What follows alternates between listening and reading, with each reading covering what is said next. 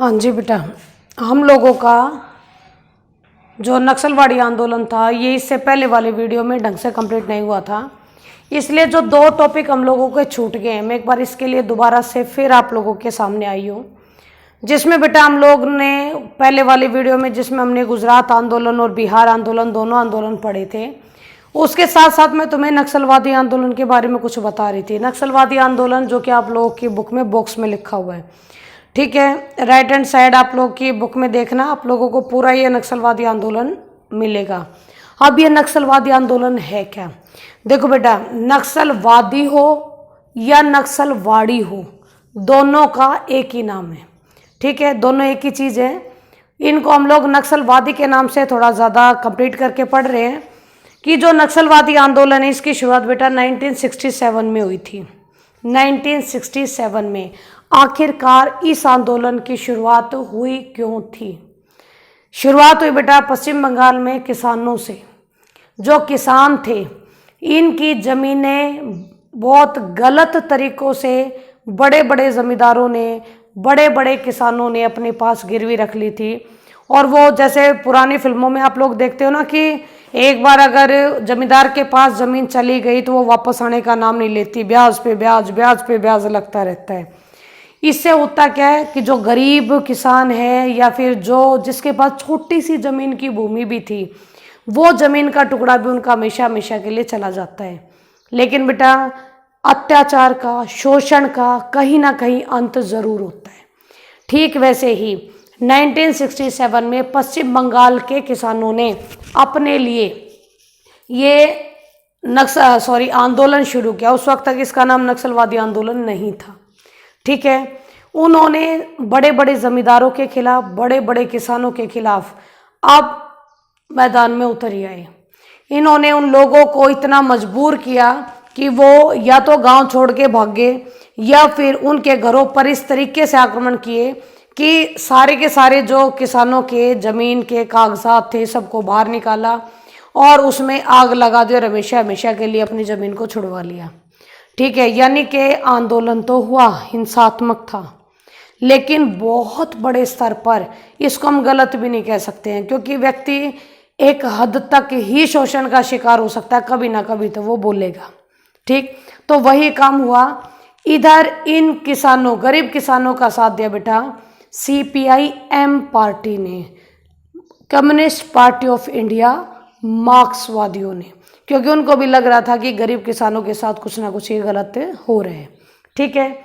इसके बाद यहाँ पर आपको ये बताएगा कि जब CPIM ने ये शुरुआत किया था तो उद्देश्य बड़े स्पष्ट थे, चीज़ें बहुत सीधी थी।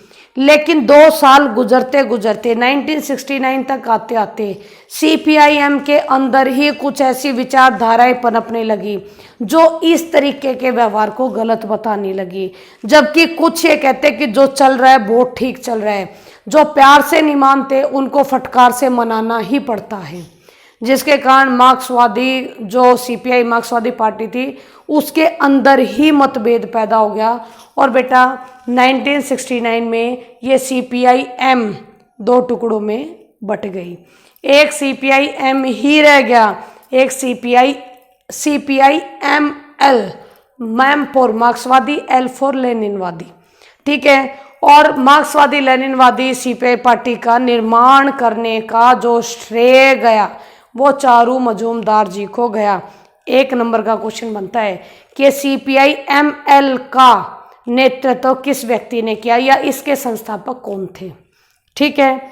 तो भाई ये जो नक्सलवादी हैं, अगर सिंपल तरीके से आप लोगों को बोला जाए कि ये नक्सलवादी आखिरकार क्या हैं, बेटा ये नक्सलवादी वो उस विचारधारा के लोग हैं जो सरकार की नीतियों के खिलाफ काम करते हैं। लेकिन इनकी कमी बस एक ही है कि ये लोग गलत तरीकों का इस्तेमाल करते हैं, हिंसा का इस्तेमाल करते हैं और बहुत बड़े बड़े जंगलों में रहने का काम करते हैं। और बार बार हम लोगों की फोर्स इनको पकड़ने के लिए या फिर इनको जंगलों से बाहर लाने के लिए काम करती है, ये उन पर अटैक करते हैं और वही हालात ख़राब होते हैं। इंसान हमारे ही मरते हैं, चाहे वो नक्सलवादी मरे, चाहे वो किसी भी फौज का जवान मरे, मरेंगे हमारे ये आदमी, लेकिन ये बात इन्हें कौन समझाए। ठीक है, तो भाई ये जो नक्सलवादी विचारधारा है ये टोटली माओवादी विचारधारा से प्रभावित है। ये माओवादी विचारधारा जो कि आपकी नेपाल में भी काफी प्रमुख तरीके से आज भी काम कर रही है।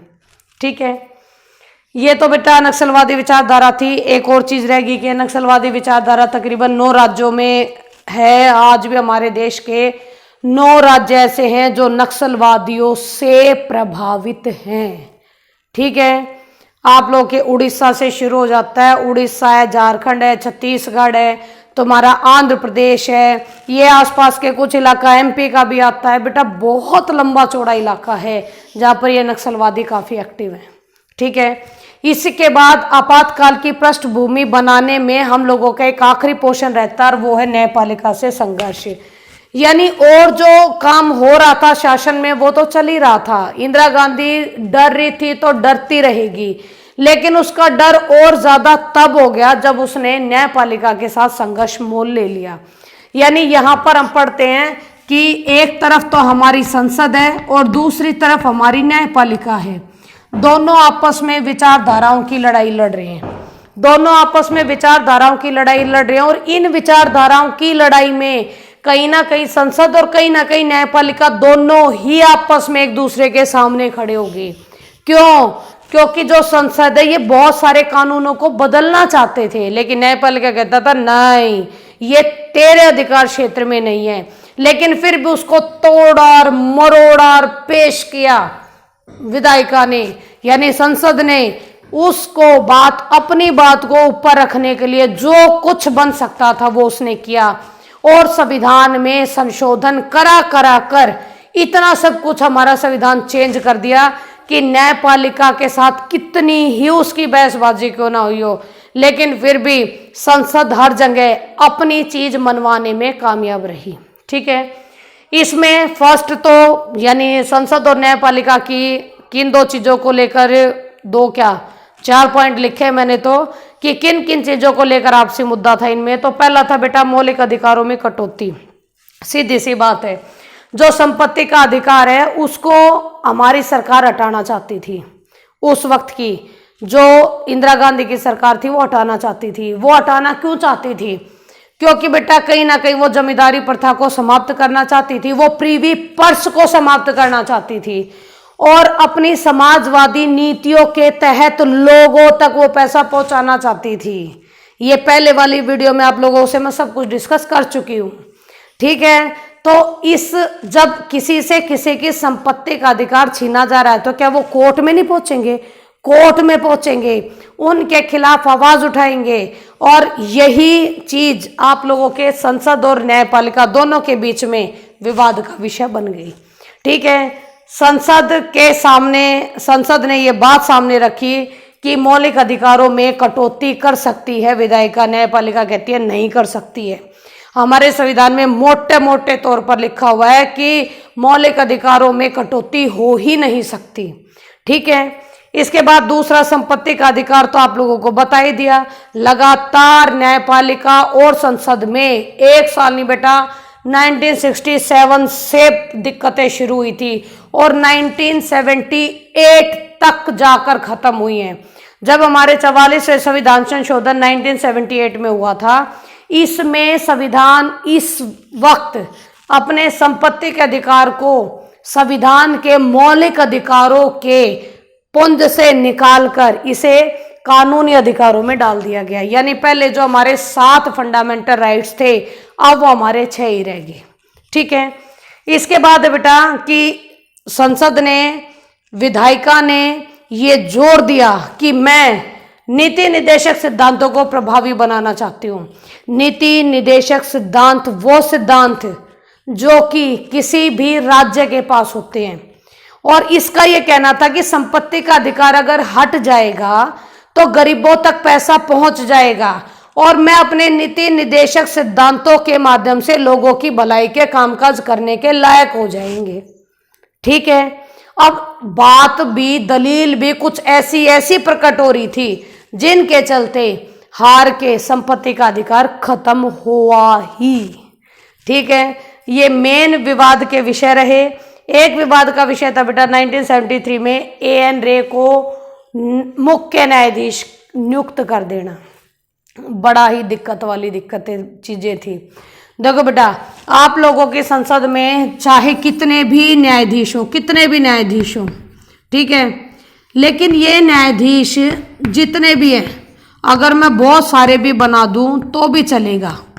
ठीक है, कि तकरीबन 30 के आसपास होते हैं, 30 आपके न्यायाधीश होते हैं, उसमें एक आपका मुख्य न्यायाधीश होता है। मैं तो यहाँ पर आपको थोड़े से बना के दिखाऊंगी। ठीक है, मान लो ये सारे हैं, पूरे प्रॉपर नहीं है बेटा, समझाने के लिए टोटल ये न्यायाधीश हैं। तो इन न्यायाधीशों में एक सर्व प्रमुख होता है, इसको हम कहते हैं मुख्य न्यायाधीश।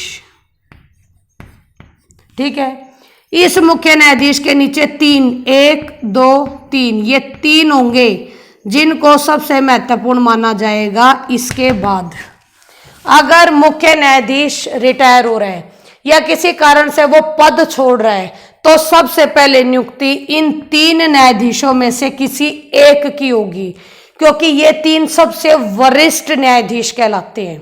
ठीक है, लेकिन 1973 में जब केशवानंद भारती केस हुआ था, पता है ना, जिसमें इंदिरा गांधी की सरकार पर यह आरोप लगाया गया था संसद पर कि वो संविधान के ढांचे के साथ खिलवाड़ कर रही है और उसको बदलने की कोशिश कर रही है। ठीक है, उसमें केशवानंद भारती केस में जैसे ही रिजल्ट आया, रिजल्ट आते ही मुख्य न्यायाधीश ने अपने पद से इस्तीफा दे दिया। अब उस न्यायाधीश की जगह को भरने के लिए मेन परिपाटी थी, मेन तरीका था जो संविधान में भी लिखा है कि इसके बाद जो वरिष्ठ 3 हैं, इन्हीं में से किसी एक को निकाल के मुख्य न्यायाधीश बनाना था। लेकिन इस वक्त कहीं ना कहीं सेंट्रल गवर्नमेंट थोड़ी प्रभावी रही इसमें, और उसने इन 3 को अनदेखा करते हुए इस चौथे को जिसका नाम अगर मैं कहूं एएन रे है तो क्या गलत होगा। ठीक है, तो ये जो परिपाटी चली आ रही थी उसका उल्लंघन हुआ था 1973 में। ये भी इसका एक मुख्य कारण बना था विवाद का। चारों तरफ ये बात फैल गई कि परिपाटी को तोड़ा गया। और ये परिपाटी बेटा एक बार नहीं टूटी, कई बार टूटी है, इंदिरा गांधी के कार्यकाल में ही टूटी है। ठीक है, इसके अलावा बेटा सबसे ज्यादा हद हो गई जब इधर लिख देती हूं, इलाहाबाद कोर्ट ने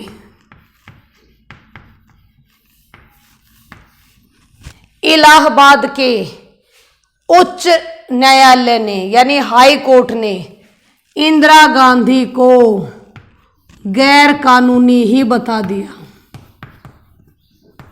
उन्होंने कहा कि इंदिरा गांधी जिस तरीके से प्रधानमंत्री के पद पर पहुंची है वो गलत है। क्यों? क्योंकि इंदिरा गांधी जिस तरीके से पहुंची उस तरीके में कहीं ना कहीं उसने 1971 के चुनाव प्रचार में सरकारी मशीनरी का इस्तेमाल किया था, जो कि चुनाव कहो या चुनाव व्यवस्था कहो इसके खिलाफ है। मोटा मोटा आचार संहिता में लिखा होता है कि बिल्कुल भी हम लोग किसी भी लाभकारी पद में ना हो जब भी हम इलेक्शन लड़े, और ना ही हम सरकारी मशीनरी का इस्तेमाल कर सकते हैं कहीं पर भी। लेकिन यहाँ पर 71 में इंदिरा गांधी ने सरकारी मशीनरी का इस्तेमाल किया था। इलाहाबाद के जो हाई कोर्ट के जज थे जगमोहन लाल सिन्हा ने, इन्होंने इसी के चलते इसको गैर कानूनी घोषित कर दिया था और कह दिया था कि प्रधानमंत्री के पद पर रहने के लायक नहीं है, इसको अपना पद छोड़ना पड़ेगा। ठीक है, लेकिन इंदिरा गांधी भी मानने वाली तो है नहीं। उसने भी एक और ताबड़तोड़ काम किया। उसने क्या किया कि जैसे इलाहाबाद कोर्ट ने कहा, ये तकरीबन बेटा 12 जून को आया था ये फैसला, इसने जैसे ही फैसला आया उसने 24 जून यानी 24 जून तक सुप्रीम कोर्ट में यानी कि सर्वोच्च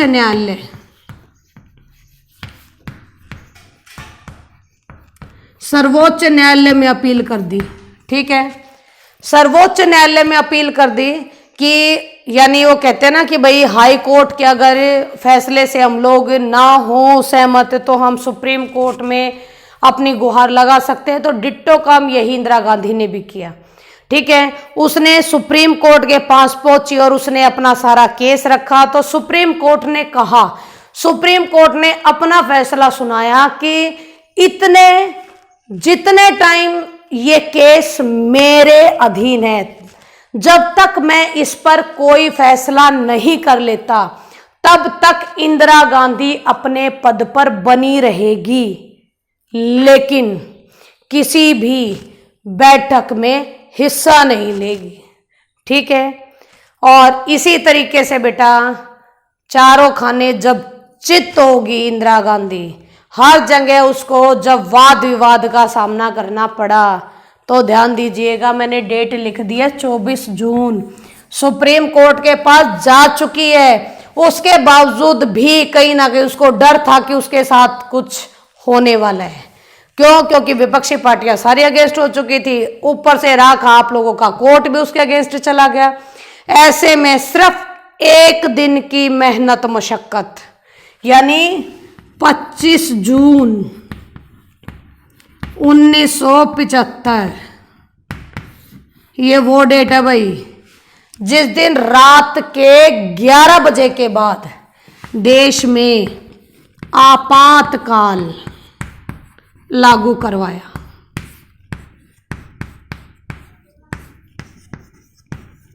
ठीक है, आपातकाल लागू करवाया ये कहकर कि इस तरह के हालात बन चुके हैं कि देश अब सशस्त्र संघर्ष, यानी ये सशस्त्र शब्द का तो इस्तेमाल हुआ ही नहीं था, कि जो विपक्षी पार्टियां हैं ये सत्तारूढ़ पार्टी को काम नहीं करने दे रही हैं, देश के हालात खराब हैं, सब कुछ सारी अर्थव्यवस्था ठप हो जाएगी, सारी चीजें बंद हो जाएंगी, देश संभालना मुश्किल हो जाएगा। इस तरह की स्टेटमेंट देकर एक ही दिन में तैयार करके इंदिरा गांधी ने 25 जून 1975 की रात को आपातकाल लागू करवा दिया। इस वक्त के राष्ट्रपति थे फखरुद्दीन अली अहमद, हमारे वो राष्ट्रपति थे उस वक्त के। रात के समय में ही इंदिरा गांधी पहुंची है, रात के समय में ही राष्ट्रपति ने सिग्नेचर किए हैं और रात को ही डिक्लेयर भी हो गए कि भाई आपातकाल लागू हो गया है, देश के अंदर इमरजेंसी लागू हो गई है, जबकि ये तुक है ही नहीं। अकेला प्रधानमंत्री आपातकाल लागू नहीं करा सकता, ये भी हमारी परिपाटी के विरुद्ध हुआ था। इसमें पहले आपातकाल के लिए प्रस्ताव लाया जाता है, उसके बाद कैबिनेट में जितने मेंबर्स होते हैं वो सारे बैठ के मंत्रिमंडल वाले बातचीत करते हैं, बातचीत करने के बाद डिसाइड होता है कि इसे लागू करे या ना करे।